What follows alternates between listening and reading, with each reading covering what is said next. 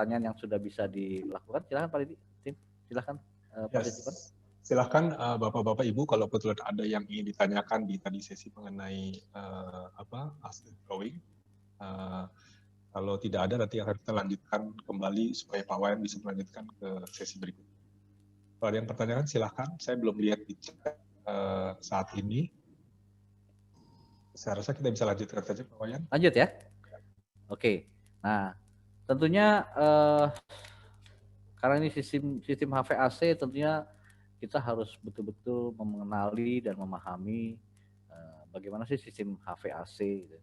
HVAC itu bukan hanya AC, air conditioning, tapi ada heating, ventilation, and air conditioning, pengkondisian udara dan ventilasi. Nah, biasanya untuk sistem HVAC ini akan sangat erat dengan dua referensi. Yang pertama adalah siklus refrigerasinya, dilihat dari pH diagram, ya.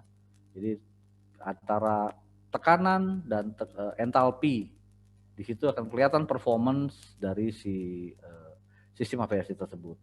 Yang kedua adalah dari sisi psychometric charge. Ini dimulai dari dasar, dan nanti saya akan tunjukkan bagaimana pengaruhnya performance setelah berjalan dari sisi pH diagram. Oke, lanjut Pak Dedi. Kita mulai dengan pH diagram dulu. Inilah pH diagram. Jadi di sistem HVAC atau AC adalah ada 4 proses ya. Kita mulai dari kompresor dulu. Ini melihat ya siklus refrigerasinya. Refrigeran yang digunakan. Masing-masing refrigeran mempunyai kurva masing-masing. Kalau R22, 407, 410, 134A atau R32 masing-masing kurvanya akan berbeda. Tapi secara prinsip sama. Yang pertama adalah proses kompresi di mana freon dari tekanan rendah dinaikkan tekanannya dengan dikompres ya sehingga mencapai titik superheat, kemudian dikondensasikan, terjadi perubahan wujud di sana ya, kemudian dikompres, diekspand. Nah, di expand ini biasanya nanti mungkin akan kelihatan ya, next Pak Dedi ya. Ini yang lebih kelihatan secara nah ini kalau dia lihat secara fisik tadi secara kurva, ini secara prosesnya ya. Nah, kemudian dari titik 1 itu adalah dari poin B ke poin C. Jadi poin B ke poin C ini dari yang biru dia masuk ke kompresor, ditekan oleh kompresor sehingga dia overheat lewat superheatnya. Ya, ini adalah proses nomor 1. Ya, kemudian didinginkan di kondenser, ya. Kemudian dari kondenser itu biasanya ada beberapa yang menggunakan filter dryer, juga ada yang tidak menggunakan. Karena biasanya nanti kalau mampet mau jadi kebocoran. Baru dilakukan kondisi dengan thermal expansion valve, atau biasanya kalau unit-unit kecil yang menggunakan pipa kapiler.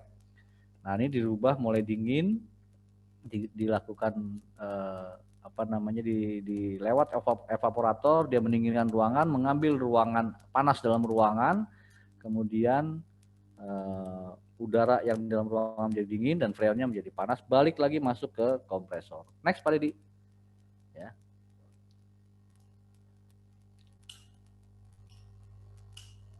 Ya, ini dia. Jadi tadi proses nomor 1 ya, kita lihat ya. Di nomor 1 adalah kompresi dari suhu kira-kira 12 derajat sampai ke sekitar 80-an. Ya. Nah, kemudian disinilah terjadi proses superheat atau naiknya suhu dan tekanan dari sisi freon ya, atau refrigeran. Kemudian inilah garis entropi konstan ya, atau yang dikenal dengan proses adiabatik. Ya, setelah itu lanjut Pak Dedi. Ya, ini di sini tekanannya ya. Tekanannya kira-kira di titik 1 ini itu kira-kira sudah sekitar kalau dia R407 atau 407 ya. itu kira-kira sudah naik di angka sekitar 80 atau 90 PSI. Ya. Kemudian dari sisi setelah lewat kompresor titik 2, dia akan naik tekanannya tinggi dan pressure juga temperatur juga tinggi. Itu lewat dari sekitar kalau R407 sekitar 350 atau lebih. Ya. Lanjut Pak Didi. Setelah itu dilanjutkan oleh proses kedua, di mana dikondensasi, didinginkan si freon tersebut dengan menggunakan coil, baik itu maupun air cool maupun water cool, di mana dia didinginkan dengan udara atau air dipompa lewat cooling tower, nanti didinginkan lagi sehingga terjadi proses kondensasi gitu. Nah, di kondensasi ini biasanya terjadi perubahan wujud dari gas untuk menjadi cair. Nah, dari sini di kondensor ini kalau kita menggunakan air cool, ya, justru di situ harus terjadi turbulensi, sehingga biasanya kecepatan fan yang digunakan untuk mentransfer panas dari refrigeran itu biasanya speednya tinggi. Itu harus turbulence, karena tidak di situ sifatnya gas, ya, freon dalam bentuk gas. Jadi di situ harus digunakan udara yang turbulensi. Nah, cara beberapa factory untuk membuat condensing ada dua hal untuk membuat dia perform. Yang pertama adalah membesarkan luasan coil, artinya coilnya diperpanjang. Nah, cuman secara cost dari sisi factory pasti lebih mahal karena ini menggunakan tembaga dan aluminium. Kalau dia membuat lebih sempit, dia punya pemipaan kondensingnya, dia bisa menggunakan fan yang lebih besar. Fan yang lebih besar artinya perpindahan panas bisa mesh dari udaranya atau freon itu dilewatin sesuai dengan mesh yang sama dengan membesarkan luas daripada coil kondensernya, ya. Jadi biasanya di sini udara turbulence memang, ya, dari 2 ke 3. Lanjut Pak Deddy. Ini sebelah kiri ada beberapa tekanan. Nah, ini baru lewat setelah dia turun suhunya refrigerasi itu, dia lewat dari katup ekspansi atau dibesarkan secara mendadak sehingga perubahan dari cair ke titik cair sini terjadi proses ekspansi yang membuat suhu itu turun. Nah, baru setelah suhu turun, ini bisa di-adjust pastinya. Ada beberapa katup yang bisa di-adjust, ada beberapa kalau kapiler bisa ini, ada beberapa juga yang mati, artinya tidak fix expansion. Nah, ada beberapa yang bisa di-adjust di katup ekspansinya, ya, untuk menyesuaikan energi yang dipakai di kompresor. Karena disinilah ditahannya tekanan yang tinggi, kemudian dilepas sehingga terjadi perbedaan antara high press dan low press-nya. Lanjut Pak Deddy. Setelah freon itu dingin, masuk di posisi titik keempat, masuklah dia ke sisi evaporasi di mana dia dimanfaatkan untuk mengambil panas ruangan di dalam untuk menjadi sesuai dengan kebutuhan udara, yang sesuai dengan kebutuhan dan kenyamanan di dalam ruangan tersebut. Kemudian dia kembali ke siklus nomor 1 dan kembali berputar siklus tersebut, sehingga terjadi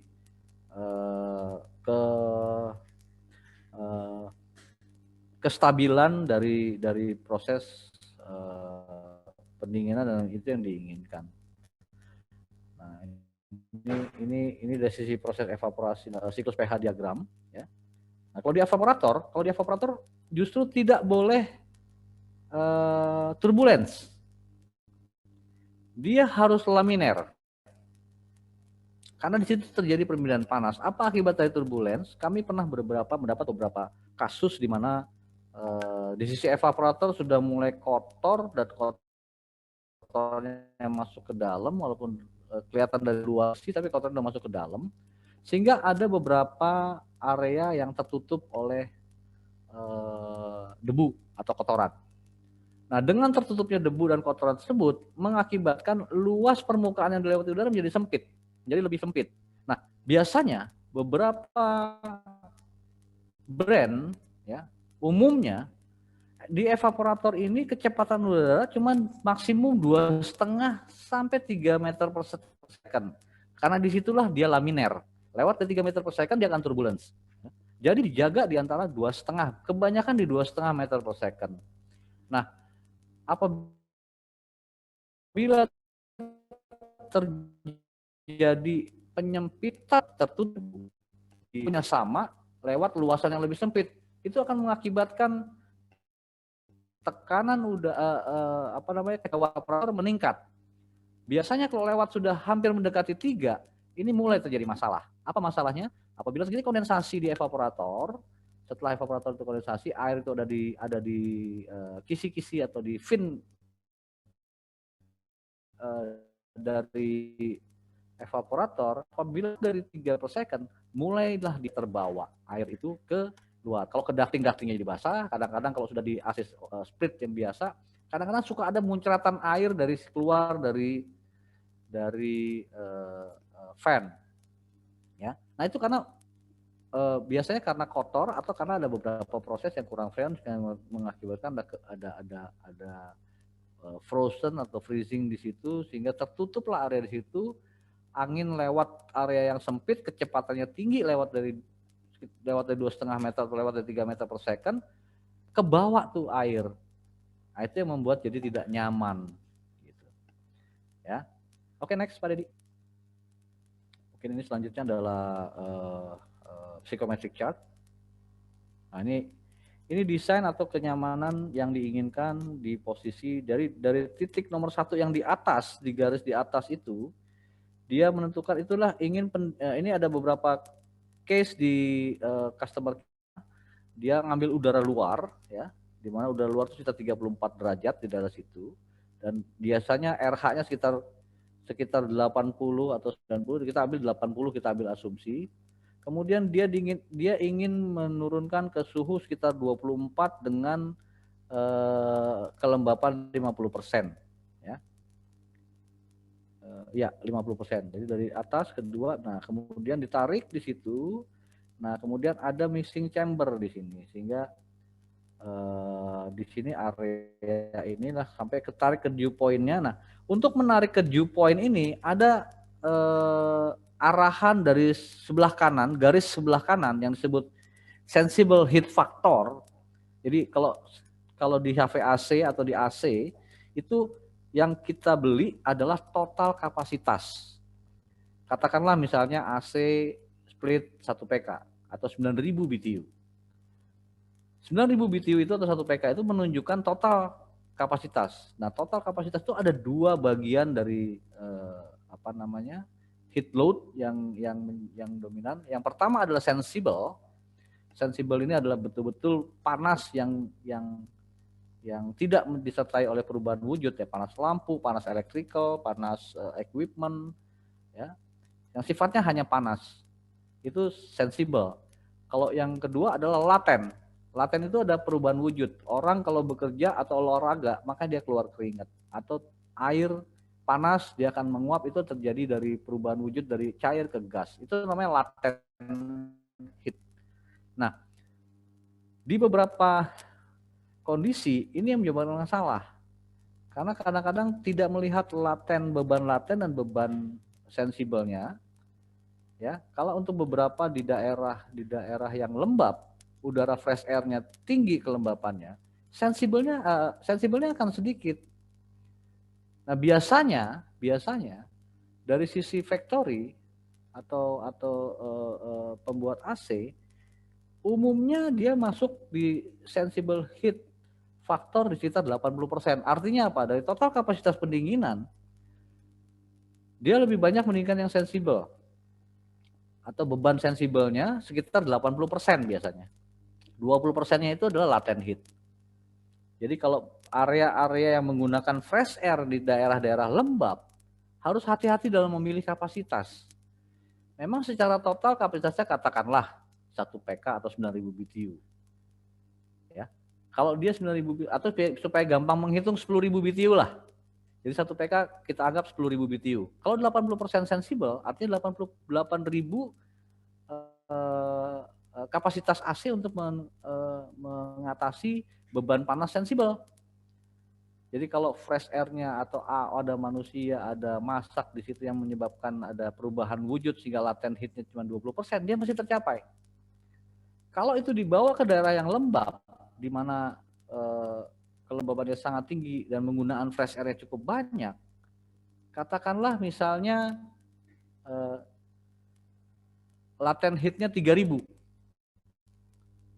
Ya. Tapi sensibelnya kecil. Katakanlah misalnya 5.000, 8.000 secara total. Apakah penggunaan AC 1 PK itu cukup? Tidak. Ya. Karena latennya 30%. Sedangkan umumnya unit-unit AC yang mass production, sensible heat factor sudah 20% latent heat. Artinya latent kapasitas unit 1 PK yang 10.000 kapasitasnya katakanlah itu, dia hanya mampu menurunkan latennya sekitar 20 atau 2.000. Kalau dimasukkan di kasus di 3.000 BTU atau 30% karena kondisi kelembapan di daerah situ, kenyamanannya pasti akan tidak sampai. Orang tidak merasa panas, cuman ini apa ya? Orang Jerman yang bisa mengungkapkan dalam satu kalimat yang benar, yaitu sumo. Tidak panas tapi berkemeringat. Nah, orang Jerman biasanya mengatakan itu sumo. Sehingga nyamannya tidak dapat. Karena ada beban laten yang tidak tercapai. Gitu. Artinya kalau perlu 3.000 latent heat-nya dengan sensible heat factor 80%, diperlukan kapasitas AC yang lebih besar daripada 1 PK. Walaupun secara total kapasitas itu cuma 9.000 atau 8.000 BTU. 1 PK harusnya lebih. Ya. Nah, itu hal-hal yang begitu perlu didalami dan sehingga pada saat kita menjaga performance di sisi maintenance, hal-hal tersebut bisa diimprove atau betul-betul bisa dijaga. Ya. Next, Pak Deddy. Ya.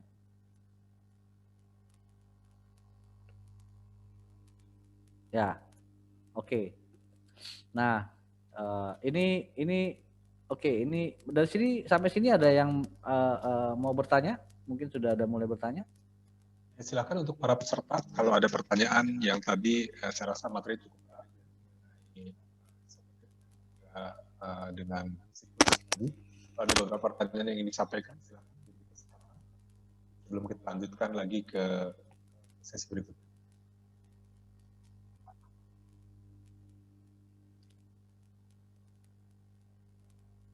Lanjut kah? Lanjut ya, silakan Pak Wayan, lanjut aja. Oke.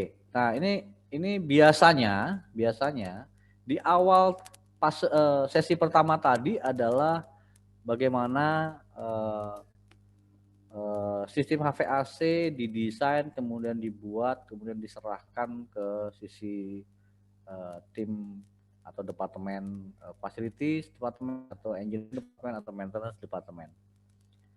Nah, biasanya setelah berjalan sekian lama, mulailah berkembang nih bisnis, mulailah berkembang nih factory, mulailah berkembang nih sekolah. Jadi mulai ada beberapa perubahan-perubahan fungsi ruangan. Nah, ini juga perlu di trace atau perlu dicatat sebagai kondisi historical yang baru. Ya, next Pak Deddy. Ya, kita ilustrasikan lagi pada flowchart diagramnya. Nah, di sini awalnya adalah setelah Tescom diserahkan ke Facility Engineering Department. Ya, tapi begitu dia berkembang, dia perlu perubahan fungsi ruangan. Ya, Yang paling gampang atau yang paling sering terjadi, misalnya kejadiannya di mall. Di mall kondisi pandemi sekarang, beberapa area atau sebelum-sebelumnya ya, ada beberapa area, misalnya di situ ada area food and beverage, ada area sport, ada area fashion. Nah, karena berkembang terjadi perubahan-perubahan yang banyak nih sekarang, misalnya ya, katakanlah kasusnya, misalnya berubahlah area dari fashion ke food and beverage. Di mana secara mechanical electrical kebutuhan HVAC untuk di fashion dan HVAC untuk di food and beverage sangat berbeda. Akan lebih berat di food and beverage karena di situ ada sumber panas kompor misalnya, ada sistem exhaust misalnya, ada minyak misalnya, belum lagi dari sisi yang maaf dari sisi misalnya drainase atau limbah air kotor mulai minyak di situ, sehingga dalam proses kedepannya sangat mempengaruhi sistem drainasenya misalnya. Ya, nah itu mulai terjadi perubahan. Nah beberapa hal masih dipaksakan dengan unit yang lama. Kalau memang kapasitasnya masih oke, masih cukup, kenapa sih nggak perlu kita nambah dong? Ayo kita rubah posisinya. Karena luasannya sama, kemudian area yang di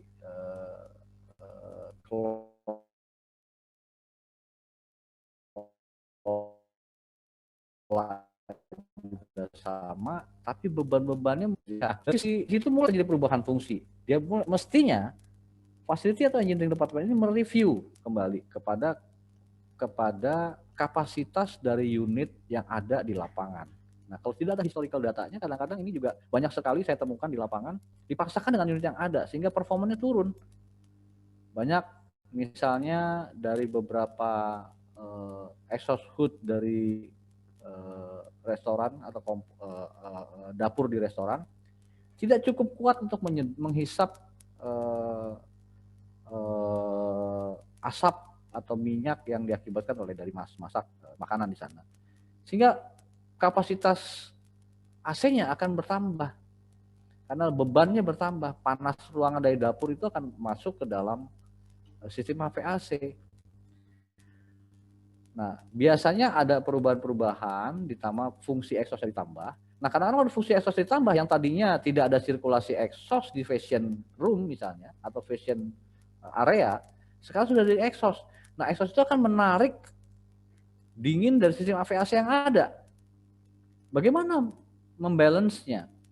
Nah, di situ biasanya apabila ada exhaust ditambah fresh air yang digunakan untuk decoy atau digunakan untuk menahan supaya tidak udara dingin yang dihasilkan oleh HVAC terhisap. Ya. Jadi ada fungsi tambahan fresh air untuk membuat sebagai air curtain atau menjaga udara AC atau udara yang sudah dingin, yang sudah dikondisikan tidak terhisap. Nah, akibat dari terhisapnya udara dingin ini tentunya kapasitasnya akan sia-sia. Di situ tidak efisien. Ya. Karena seharusnya dihisap nggak perlu sistem AC, walaupun di sistem HVAC itu adalah sudah ada fresh air, tapi fresh air-nya fungsinya berubah. Fungsi fresh air ini untuk menjaga kenyamanan manusia yang perlu oksigen di sana atau membuat positive pressure misalnya, ya. Sehingga itu terjaga, bukan untuk melawan exhaust system. Jadi exhaust system itu harus ditambahkan satu sistem lagi fresh air sehingga yang ditarik adalah udara luar untuk menahan, karena panas dan asap ini harus dibuang. Perubahan fungsinya, kenyamanannya atau kebutuhannya sudah seperti itu. Harus dibuang dan harus dikeluarkan. Kalau tidak, itu akan mengganggu dari kenyamanan asapnya, kemudian baunya, kemudian panasnya. Ya. Nah, itu harus dibuang. Nah, gimana caranya supaya tidak menghisap AC? Ya kita tambahkan fresh air.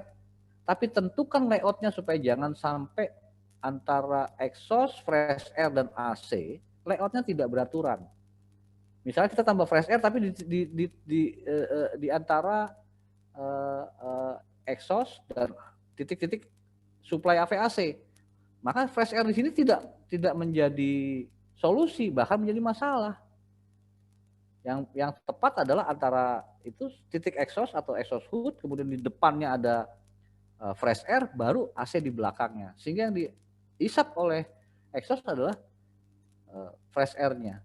Ya. Untuk menghindari bau, kebiasaannya exhaust akan lebih besar sedikit, sekitar 5, 10 sampai 15% atau 20% maksimal, supaya tidak bau di restoran, di dapur masuk ke dalam dining area, misalnya seperti itu. Ya. Nah, perubahan-perubahan fungsi seperti ini tentunya menjadi lebih kompleks dari sisi data-data si maintenance manager atau engineering department manager mengacu sebagai referensi untuk maintenance. Nah, karena sudah lebih kompleks lagi. Misalnya, begitu fresh air-nya problem, HVAC akan langsung ketarik.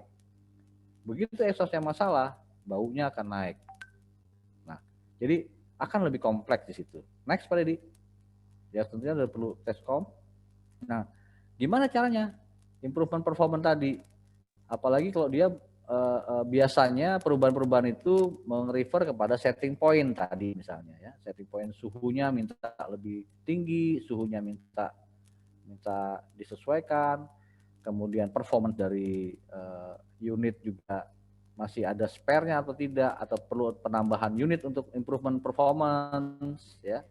Apalagi kalau misalnya di beberapa kondisi, biasanya di factory atau di industrial,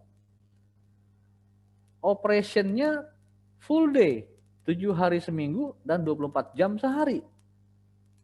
Tentunya ini sangat memerlukan perencanaan maintenance yang perfect agar tidak mengganggu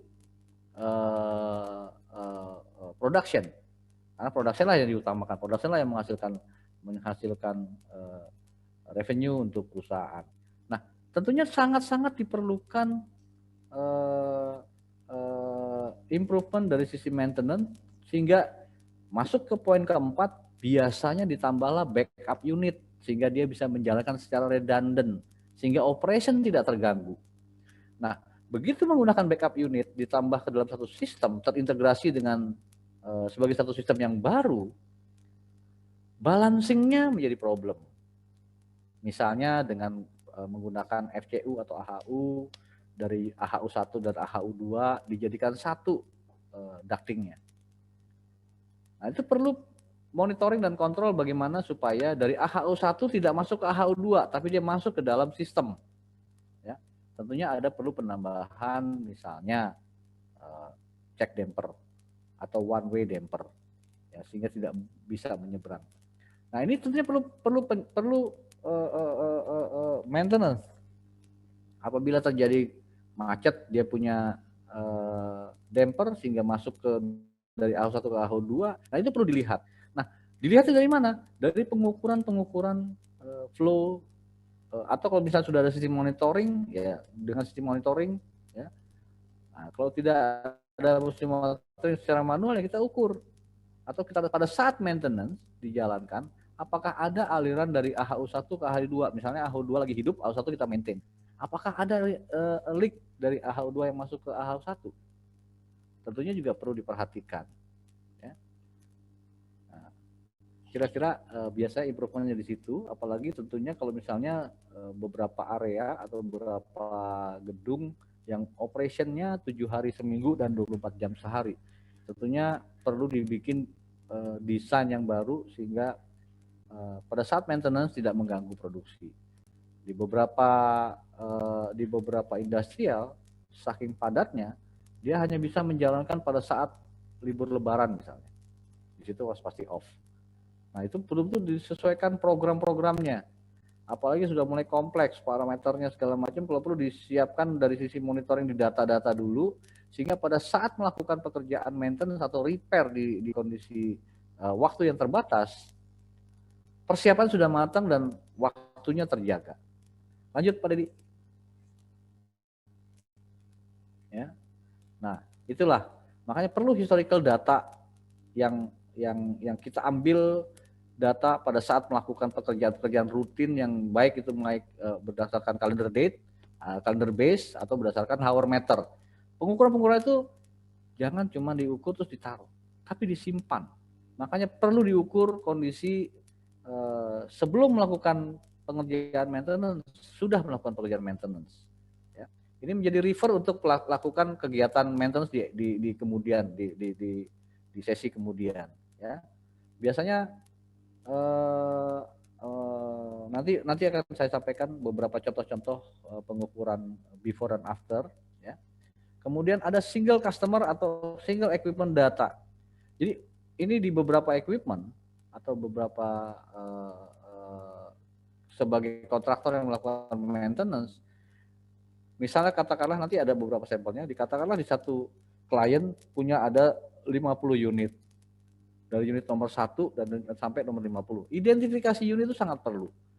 Sehingga apa yang dilakukan nomor 1, dilakukan nomor 2, unit nomor 3 sampai nomor 50 terrecord. Sehingga kita bisa melihat begitu ada perubahan atau begitu ada hal yang perlu di repair, oh kita bisa refer. Gimana sih kondisinya, pernah mengganti apa saja sih? Kok terjadi kerusakan cuma di bearing fan terus, ada apa ini? Sehingga kita bisa melakukan improvement dan melakukan perbaikan atau melakukan kegiatan maintenance yang tepat untuk unit-unit tersebut. Nah, kalau tidak ada terrecord historical datanya, itu akan menyulitkan. Jadi kita membuat data dan beberapa alternatif masih bisa menjadi satu kemungkinan, akhirnya trial and error. Nah, dengan mendapatkan equipment data atau customer data, ya, unit nomor berapa nih yang sering masalah? Atau kok di unit ini sering masalah, misalnya bearingnya kok masalah terus ya, ada apa nih? Apakah RPM-nya sudah pernah diganti, motornya pernah diganti sehingga RPM dinaikin sehingga bearingnya akan lebih cepat kena. Mungkin perlu diganti bearing yang cocok dengan kondisi yang saat ini. Ya. Nah kemudian ada beberapa standar pengukuran. Ya. Misalnya biasanya ini dilakukan pada saat commissioning baru gitu ya. Ada inspection test performance. Dilihat kembali ke refer ke situ. Dari sisi inspection test performance biasanya ada hasil pengukuran, ada standar datanya, standar ukuran dan kondisi yang diukur berapa, apakah masuk dalam range ataukah dia sudah mulai masuk kondisi maksimal atau masih di tengah-tengah atau kondisi minimal yang masih bisa di-upgrade untuk selanjutnya. Jadi ini beberapa tool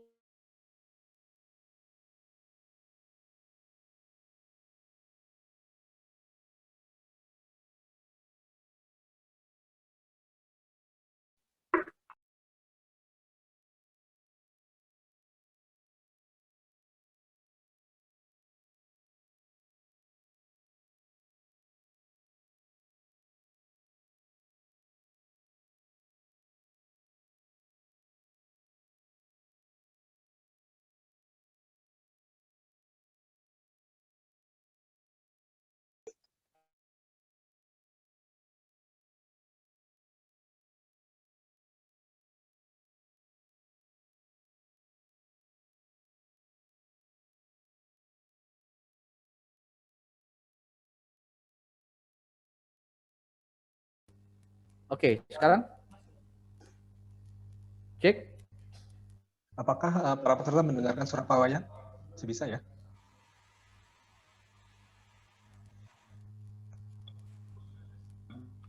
Oke, bisa dilanjut? Nah ini salah satu. Oke, ya. Ini salah satu form sampel yang kita gunakan untuk beberapa klien kami. Jadi kita lihat jelas pada saat sebelum dilakukan suhunya berapa, setelah dilakukan suhunya berapa. Nah setelah cleaning di foto visual. Nah pada saat ini ada beberapa area ini kebetulan menggunakan FCU ya, fan coil unit, di mana buka untuk mengcleaning evaporatornya hanya dari satu sisi.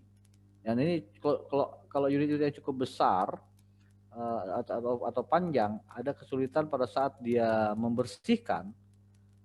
Karena ini row-nya cukup tebal, dia perlu tekanan yang tinggi. Ada beberapa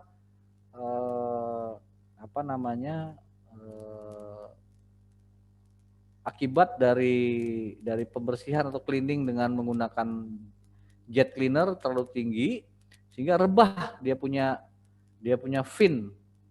Nah, rebahnya dia fin ini akan mempengaruhi luasan dari evaporator tadi yang mengakibatkan apabila dengan dihembuskan udara dari fan, kecepatannya akan naik.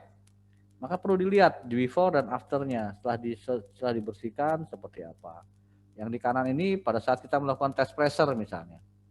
Awalnya test pressure bagaimana, ya, proses vakum misalnya.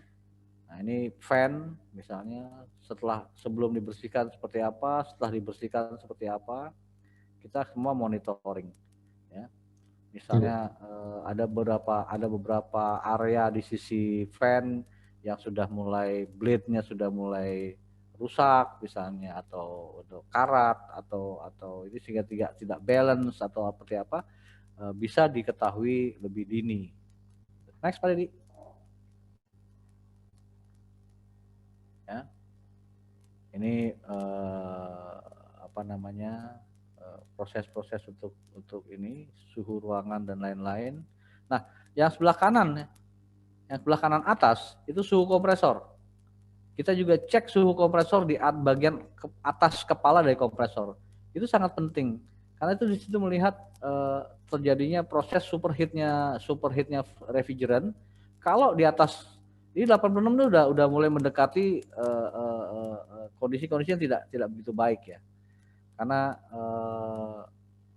harusnya ada proses pendinginan ya, maksimum sebenarnya 86 ini sudah mulai terjadi, 86,1 ini sudah mulai terjadi sistem pendinginan oli yang tidak berfungsi baik. Ini artinya di kompresor olinya sudah mulai kurang. Nah, atau ada ketidaksesuaian di thermal expansion valve, terlalu ketat, terlalu dikecilin sehingga ada perubahan apa namanya, atau filter kotor kalau misalnya ada filter dryer ya, sehingga panasnya tidak terbuang ya. Nah ini indikator-indikator seperti ini kalau tidak dicatat akan menyulitkan ke depan. Oh udah mulai terjadi perubahan, oh ternyata bukan dari mampet, ternyata mulai dari olinya yang sudah mulai kurang. Kenapa olinya bisa kurang? Mungkin dia naik ke instalasi gitu. Nah akan dilakukan satu program misalnya overhaul ya. Kalau misalnya overhaul, dia mulai ganti olinya, diukur olinya, kondisi olinya sudah seperti apa, apakah sudah mulai tidak bagus gitu ya, kekentalannya sudah mulai berubah, warnanya sudah mulai berubah. Nah itu sehingga dengan program maintenance seperti ini bisa mengurangi biaya repair dan tentunya performance dari si aviasi tersebut akan terjaga lebih baik lagi dan akan lebih efisien lagi. Next Pak Didi.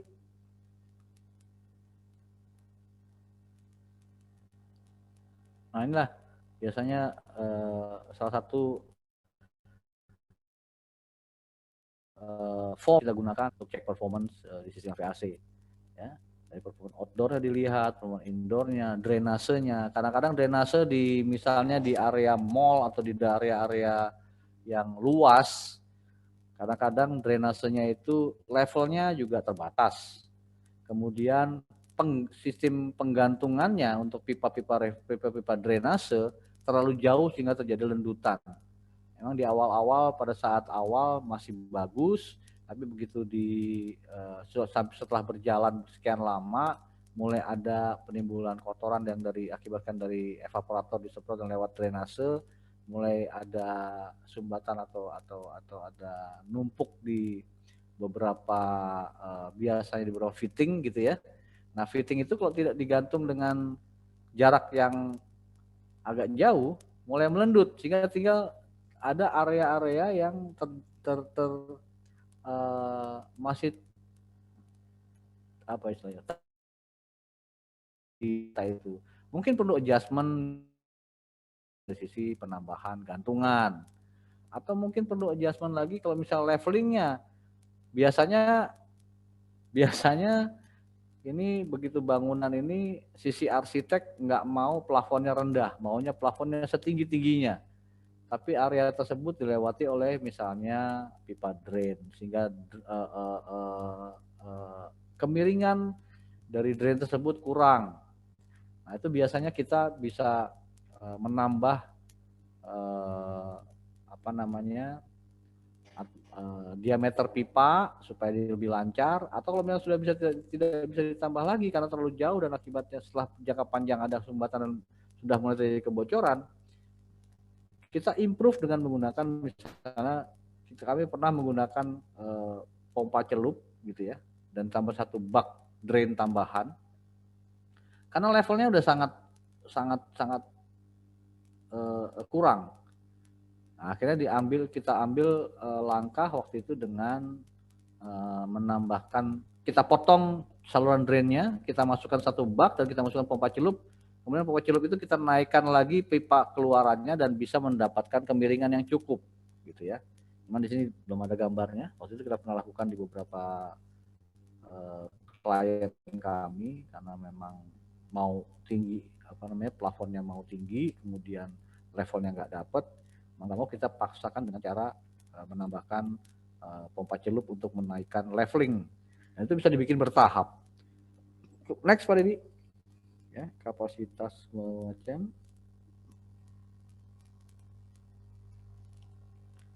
Nah, ini tadi single ya.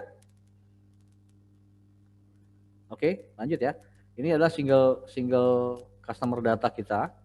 Ya, misalnya klien berdasarkan kliennya siapa, ada perbaikan apa di unit mana, perbaikan pas protektor, perbaikan kebocoran chiller, reposisi outdoor misalnya, ya.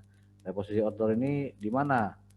Ada plan dan budgetnya dan ada dokumen administratif. Misalnya di situ perlu penambahan pipanya kepanjangan, misalnya dibikin trap misalnya. Kemudian karena posisi outdoornya di atas, tadinya di bawah jadi ke atas, perlu ditambahkan U-trap untuk menjaga oli misalnya gitu ya.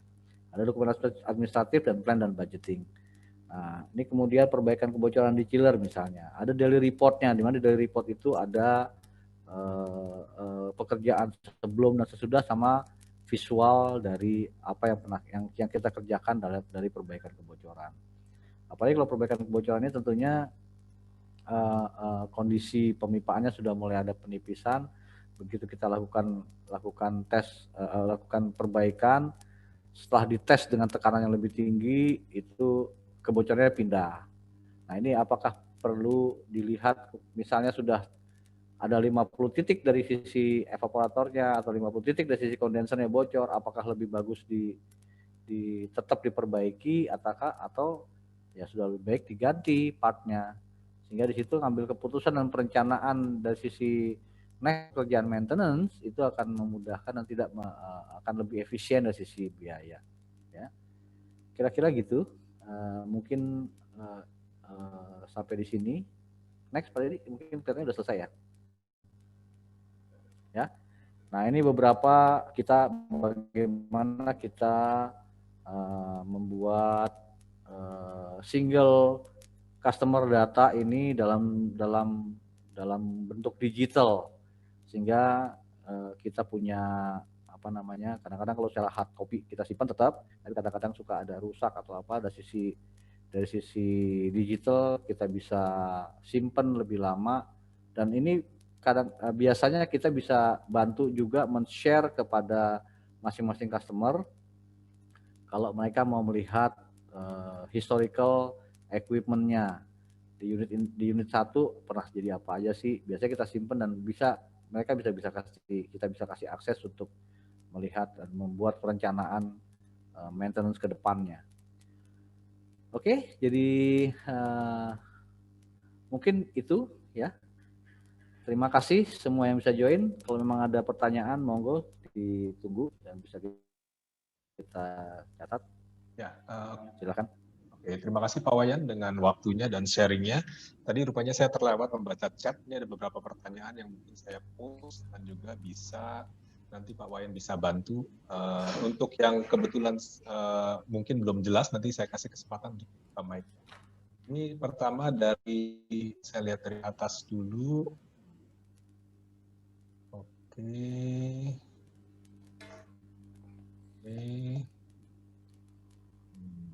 Tadi ada pertanyaan.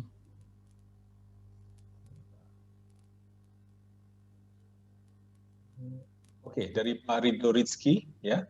Pak, bagaimana untuk chill water menggunakan sistem expansion tank dan bisa diadres pertanyaan itu? Ya, oke. Feeder tank dan storage tank ya. Umumnya memang pakai storage tank. Tapi beberapa sistem sekarang itu sudah mulai banyak menggunakan feeder tank atau dikenal dengan istilah immersion chiller. Karena itu akan membuat efisiensi dari sisi biaya karena menghilangkan satu tank dan pompa. Gitu. Ya. Pak Ridho, mungkin apakah itu menjawab pertanyaan Bapak? Akan lebih efisien dengan menggunakan feeder tank langsung expansion dan tank. Jadi kalau misalnya Pak Ridho masih ada pertanyaan masih gantung, silahkan dibuka mic-nya dan langsung ditanyakan ke Pak yang ya. Pak Ridho, kalau begitu saya lanjut ke pertanyaan berikutnya dari Pak Didi ya. Pak, apakah exhaust dan HEPA tanpa mesin pendingin juga masuk HVAC? Oke, ini biasanya kasus-kasus seperti ini ada di rumah sakit yang memang sekarang kondisi pandemi ini sedang ya.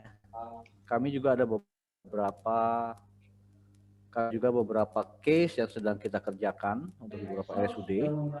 Sistem exhaust yang menggunakan HEPA itu kan sistem exhaust yang menghisap udara di dalam ruangan sebelum dibuang keluar supaya tidak terkontaminasi, ya. Nah, di beberapa rumah sakit atau misalnya membuat satu rumah sakit yang baru, sistem ini dijadikan jadi satu dengan sistem sentral HVAC yang ada. Nah, bagaimana dengan rumah sakit yang misalnya belum sampai punya seperti itu tapi mau digunakan sebagai ini? Bisa dilakukan, Pak. Jadi gitu. Misalnya satu ruangan butuh AC katakanlah 2 PK gitu ya. Kemudian ada sistem exhaust karena di situ ada ruangan yang terkontaminasi dan harus dibuat karena memang menjadi satu syarat air change per hour atau pertukaran udara dalam satu ruangan itu berapa kali itu harus menjadi syarat untuk kebersihan ruangan ya. Biasanya di ruangan isolasi, ruangan operasi dan lain-lain.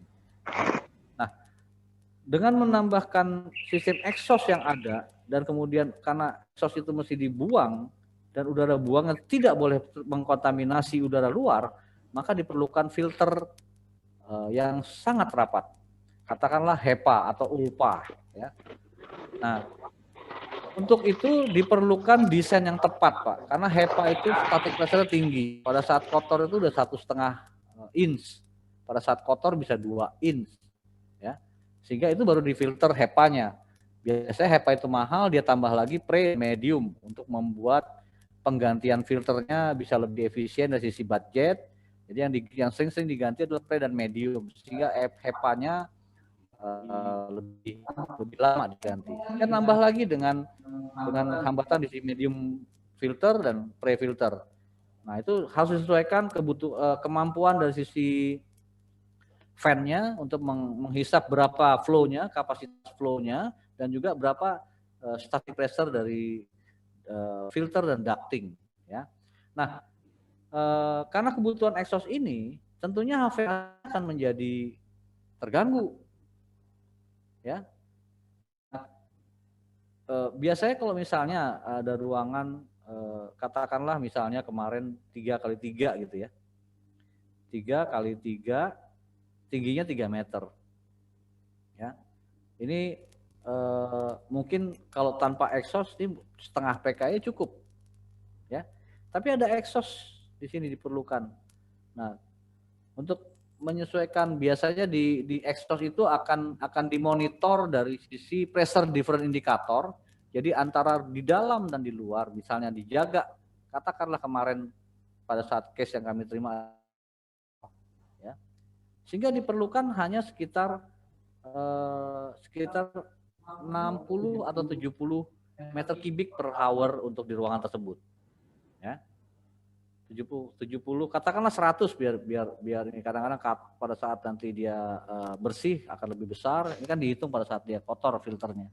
Katakanlah menjadi 100 cmh. Ya. Nah, kapasitas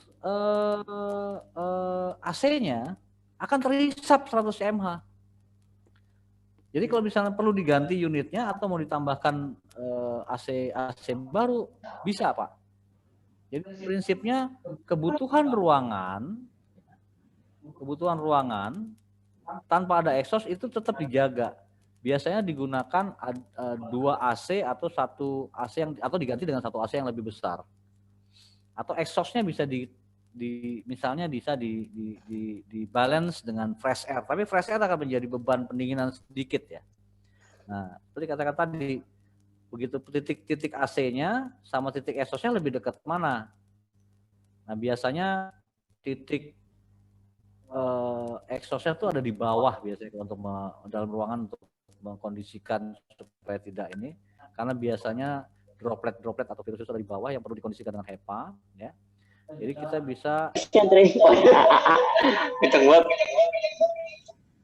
bisa menaruh air atau tambahan AC di bagian atas di plafon.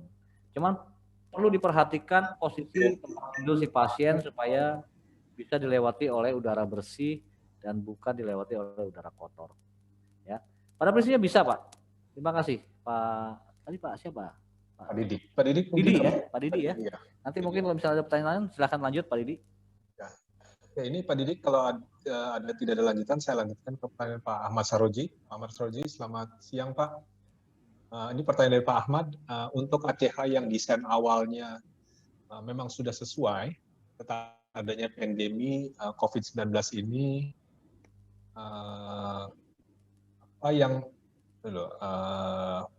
yang harus dilakukan untuk memodifikasi atau mendesain yang ada dengan standar yang telah ditetapkan dengan ASRE. Jadi ACH awalnya sudah sesuai, ya, tapi karena ada pandemi lalu ACH-nya menjadi kurang. Lalu apa yang harus dilakukan? Ya, silakan Pak Wayan.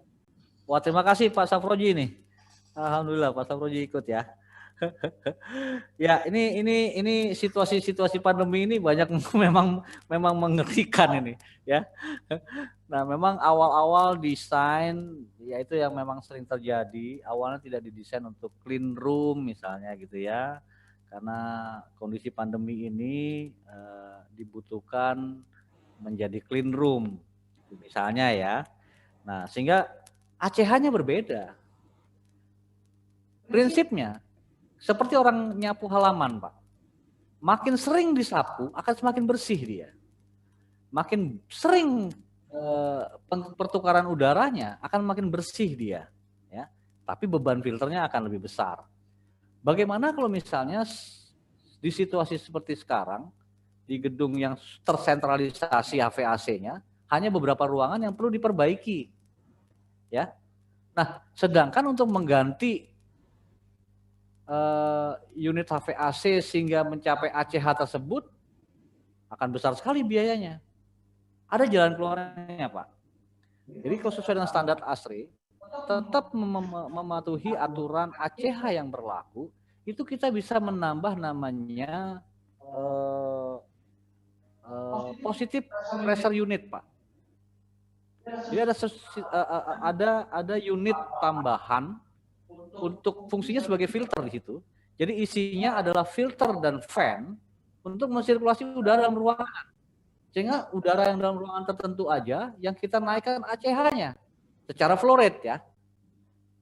Jadi kita tambah fan dan filter isinya box itu kan karena posisi misalnya perlu penambahan positive pressure unit sehingga udara ruangan disebut tidak boleh ada udara luar yang masuk, kita tambahkan fresh air ke dalam positive pressure unit tersebut. Jadi macam air purifier gitu ya, yang isinya berlapis biasanya itu bisa, dan bukan hanya di filter partikulat aja ya, itu bisa saja juga terjadi di beberapa geothermal misalnya, di mana kontaminannya adalah chemical, H2S, H2SO4, dan lain-lain, itu kita bisa tambah, Pak. Cuman meletakkannya harus juga melihat layout yang ditemukan. Jangan sampai udara exhaust ini apa namanya filter unit ini, ya, atau positif pressure unit ini terlalu dekat dengan supply misalnya, ya. Jadi akan lebih bagus dia lebih dekat kepada return, karena begitu dalam ruangan setelah difilter masuk kembali ke return, sehingga beban unit HVAC-nya tidak berat. Jadi secara prinsip bisa ditambahkan yang namanya positive pressure unit, di mana isi positive pressure unit itu adalah filter dan fan untuk mensirkulasikan, artinya menambah ACH-nya. Jadi misalnya ACH-nya dari 12 menjadi ACH 20 katakanlah ya. Jadi kita hanya perlu nambah 8 aja. Sehingga 8 kali tuh ruangan diputar. Volume ruangan tinggal dihitung, panjang lebar tinggi, ya, dikali 8. Karena kita perlu menambahkan hanya 8. Kalau memang belum ada sama sekali, ya kita tambahin, bisa tambahin 10 kalinya di situ. Yang penting di udara dalam ruangan itu disirkulasikan sesuai dengan ACH yang diperlukan secara flow rate. Gitu. Nah, tentu perlu itu dari satu sisi untuk menentukan kapasitas positive pressure unitnya, ya. Yang kedua, perletakannya. Jadi dia diletakkan di mana supaya artinya udara yang mau disaring untuk menambah kualitas kebersihan udaranya lebih bagus ditaruh dekat return, sehingga nanti pada posisi di supply sudah akan lebih bagus lagi, dia akan lebih cepat merata. Jadi itu Pak Safroji. Terima kasih, ini pertanyaan yang bagus sekali nih. Oke, baik Pak Safroji, ya. Ini beberapa peserta menanyakan soal materi, tidak usah khawatir, akan dikirimkan materinya, ya, ada kopinya juga. Nah, nanti lalu ada pertanyaan, ini kebetulan kayaknya dari handphone ini, namanya nggak jelas tapi Redmi, ya. Boleh bertanya tentang beban laten, Pak. Beban laten terdiri apa saja? Tadi sudah dijelaskan, mungkin Pak Wayan bisa sedikit sharing cerita lagi tentang beban laten. Beban laten ya? Ya. Beban apa laten saja yang beban laten itu apa saja? Terdiri apa saja? Oke. Nah, ini sangat perlu nih. Ya, orang hanya melihat tahu kapasitas AC 1 PK, cukup 1 PK. Nah, dilihat dulu. Ada 2 jenis beban panas itu, atau akan menjadi beban AC yang diatasi oleh air conditioning secara umum. Yang namanya sensible itu adalah betul-betul panas yang bisa kita rasakan. Itu paling gampang membedakan sensible. Misalnya panas lampu, kita deketin tangan kita ke lampu, jadi panas. Electrical, elektronik, ya, kemudian panasnya api, itu sense yang bisa dirasakan. Nah, laten adalah beban panas yang mengakibatkan perubahan wujud. Misalnya, ya, makanan. Begitu makanan yang panas, kan ada uap airnya tuh yang nguap. Nah, itu beban laten. Orang, manusia. Pada saat makan, dia keluar keringat. Fresh air. Apabila perlu ada masukan fresh air. Fresh air itu ada kelembaban tertentu menjadi kelembaban tertentu. Sehingga terjadi perubahan-perubahan wujud dari zat cair menjadi cair. Makanya, melihat laten, itu adalah dilihat dari hasil air drainase yang dilakukan oleh evaporator. Karena itulah uap air yang dirubah menjadi air, itu latennya. Jadi kalau misalnya banyak beban-beban yang misalnya restoran katakanlah ya, itu orang makan, kemudian orang makan juga manusia yang makan juga keringetan, ya. Kemudian dia ngopi, ya. Itu laten semua. Nah, pada saat dihitung sebagai engineer harus dilihat, dihitung kapasitas latennya. Seperti setelah dihitung, katakanlah misalnya kebutuhan laten load-nya misalnya 3.000 BTU. Sedangkan sensible-nya cuma 5.000 BTU misalnya. Secara total ini cuma 8.000 BTU nih. Cukup nih 1 PK. Tapi pada aktualnya tidak cukup. Karena, let's say kita bicara supaya gampang hitung, 1 PK itu katakanlah 10.000 BTU lah ya. 10.000 BTU, kapasitas latennya atau sensible heat ratio-nya itu biasa ada di brosur-brosur masing-masing itu, Bu. Masing-masing brand. Ya. Dan umumnya, kalau misalnya nggak ada di situ, umumnya itu cuma 20% latennya. Artinya sensible heat-nya 80%. Ya. Begitu Ibu punya kapasitas 10.000, artinya kapasitas unit ini cuma mampu menarik laten load cuma 2.000, dia kekurangan 1.000 nih. Ya. Dengan kapasitas 1 PK nggak cukup. Ya. Dia perlu 2 PK nih minimal. Kalau 1,5 PK pun masih cukup, kurang cukup. Karena 1,5 PK biasanya 12.000 BTU. Ya, katakanlah 15.000 BTU katakanlah. 15.000 BTU, 20% pas 3.000. Ya. Tapi biasanya 12.000 BTU. 12.000 kan berarti cuma 2.400. Jadi masih merasa sumuk. Secara suhu mungkin nyaman. Tapi karena kelembapan, faktor itu yang membuat merasa kemeringat, itu yang membuat tidak nyaman. Jadi hati-hati melihat, dan ini perlu, tapi kalau di rumah umumnya sih tidak terlalu ini ya. Biasanya area-area yang ekstrim lah, area-area yang tertentu yang memang kondisinya harus dihitung dengan baik. Gitu. Jadi secara prinsip seperti itu, Ibu. Ya. Okay. Terima kasih Pak Wayan. Ini ada beberapa pertanyaan lagi, mungkin agak bisa lebih cepat Pak Wayan. Nanti ada yang menanyakan masalah bagaimana cara menghitung kurvanya. Nah ini yang dari Pak Stefanus Singko. Terus kurva yang mana nih Pak? Yang psikometri atau kurva yang mana? Mungkin Stefanus mau membuka mic. Pak Stefanus. Oke, sambil menunggu mungkin kita lanjut dulu ke pertanyaan berikutnya. Oke.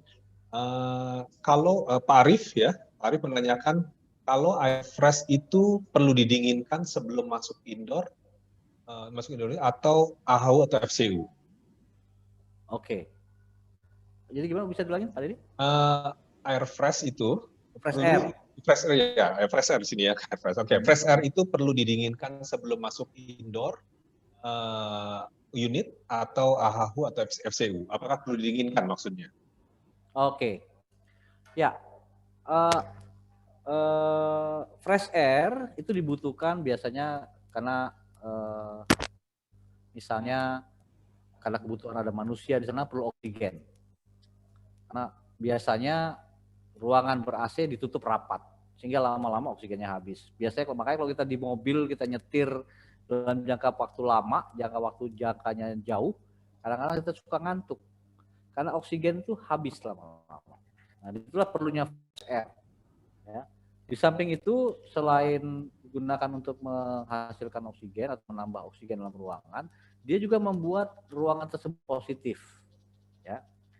Nah, ada beberapa hal. Nah, fresh air ini kondisinya susah dikontrol. Karena berubah-berubah, apalagi di Indonesia. Yang variasi kalau sekarang di musim hujan seperti ini, wah kelembabannya akan sangat tinggi.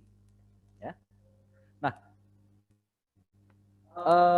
biasanya fresh air tersebut kalau di AC sentral, di AHU maupun FCU, dia masuk sebelum unit evaporator. Ya. Nah, tapi ada beberapa area kalau misalnya kapasitas latennya kurang, tadi ya hubungan dengan Ibu tadi yang tanya, begitu kapasitas latennya kurang, walaupun sudah masuk ke unit yang ada, AHU yang ada, dia tidak bisa mengontrol kelembabannya. Ini bisa Pak ditambah lagi unit fresh air, ditambah satu unit kecil, gitu loh. Ya, itu namanya sistem pre-cooling. Ya, jadi di pre-cooling ini untuk menurunkan suhunya dulu, atau kadang-kadang misalnya udaranya terlalu panas misalnya, sehingga begitu masuk ke dalam sistem yang baru, udaranya dikurang dingin. Nah Nah itu namanya istilahnya pre-cooling. Kita bisa tambahkan sebelum press air masuk ke AC sentral gitu ya. Kita dinginkan dulu untuk mencapai kondisi yang dibutuhkan. Nah tentunya ada perhitungan-perhitungan. Tadi menjawab juga Pak Stefanus, mungkin kurva psychometric charge ya. Di mana mixing air itu, return air itu diinginkan? Apakah perlu pre-cooling atau perlu cukup dengan kapasitas yang ada? Atau itu juga dihitung dari sisi, makanya perhitungan cooling load untuk menentukan AVAC yang diperlukan itu sangat membutuhkan data di psychometric chart ya, karena disitulah kelihatan kapasitas dan prosesnya tuh AC bekerja dari suhu luar tadi ya di 34 derajat, maunya return di sekitar 28 katakanlah gitu ya. Jadi nanti akan turun pelan-pelan tuh mengikuti garis sensible heat factor yang tadi di sebelah kanan. Jadi bisa Pak Arif ya tadi ya. Jadi bisa saja digunakan apabila kondisi kenyamanannya belum tercapai di situ. Itu istilahnya jadi beberapa stage pendinginan. Nah, biasanya disebut pre-cooling, istilah yang umum disebutkan. Gitu Pak. Thank you Pak, pertanyaannya Pak. Bagus Pak. Oke, Pak Arif. Berikutnya Pak Wayan, ini ada pertanyaan dari Pak Ridko Rizky. Bagaimana cara maintenance expansion tank dan feeder fan? Parameter apa yang perlu dimonitor?